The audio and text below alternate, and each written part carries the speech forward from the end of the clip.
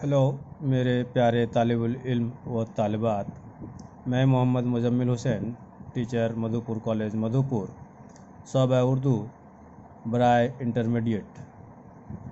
آج میں آپ لوگوں کو اقبال مجید کی حیات زندگی اور ان کے ادبی خدمات کا مختصر جائزہ سے متعلق کچھ بتانا چاہوں گا۔ چونکہ میں نے اس سے قبل جب اقبال مجید کا مختصر افسانہ سکون کی نیند آپ لوگوں کو بتلایا تھا، تو اس کے آخر میں نے کہا تھا کہ اگلے نشست میں ہم اقبال مجید کے حیات زندگی اور ان کے ادبی خدمات کا کچھ مختصر جائزہ لیں گے، ان سے متعلق کچھ بتائیں گے۔ تو آج میں آپ لوگوں کو اسی سے متعلق کچھ بتانا چاہوں گا۔ جیسا کہ اقبال مجید ضلع سیتاپور، جو کہ اتر پردیش میں ہے، اقبال مجید وہیں 1934 میں پیدا ہوئے۔ ابتدائی تعلیم سے لے کر گریجویشن کرنے کے بعد انہوں نے ایم اے لکھنؤ یونیورسٹی سے مکمل کیا، وہیں سے انہوں نے ایم اے کی تعلیم مکمل کی۔ تعلیم سے فارغ ہونے کے بعد کچھ عرصے تک انہوں نے اسکول میں پڑھانے کا کام کیا، یعنی کہ وہ اسکول میں پڑھاتے رہے۔ اس کے بعد پھر انہوں نے وہ اسکول میں مدرس کے طور پر جو کام کر رہے تھے، جو وہاں پڑھا رہے تھے، اس کو چھوڑ کر کے وہ اس کے بعد آل انڈیا ریڈیو سے وابستہ ہو گئے۔ ملازمت کے دوران انہیں کئی شہروں میں رہنا پڑا، چونکہ وہ کسی جگہ پرماننٹ تو رہے نہیں۔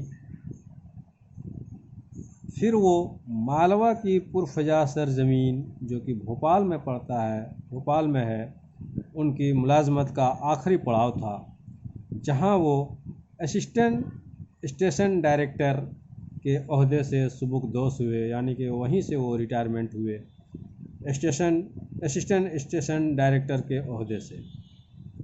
بالآخر بھوپال ہی میں انہوں نے مستقل سکونت بھی اختیار کر لیا، یعنی کہ پھر وہیں پر وہ پرماننٹ اپنے آخری زندگی تک اپنے زندگی کو گزارے۔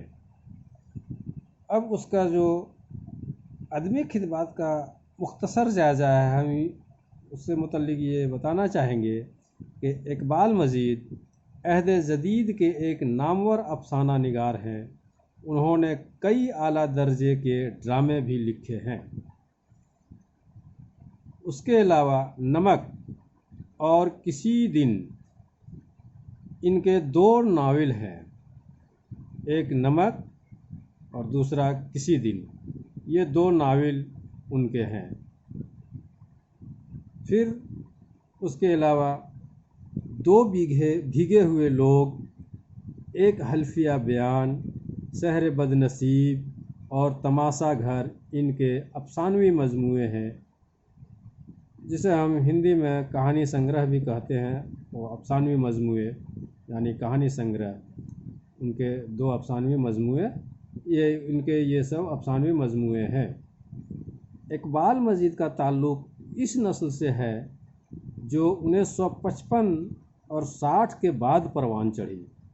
اقبال مجید نے نئے طرز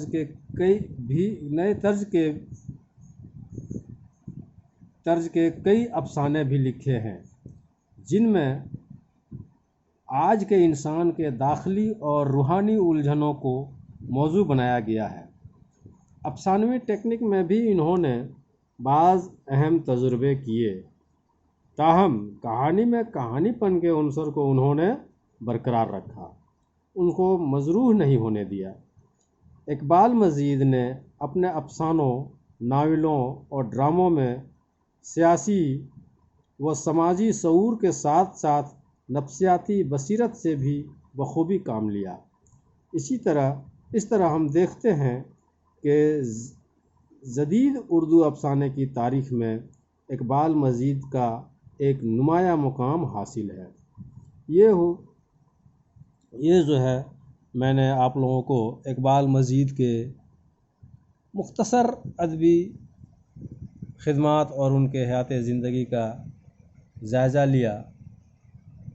اگلے نشست میں ہم پھر آپ لوگوں کو قرۃ العین حیدر کے متعلق یعنی کہ ان کے ادبی خدمات اور ان کے حیات زندگی سے متعلق آپ لوگوں کو بتائیں گے۔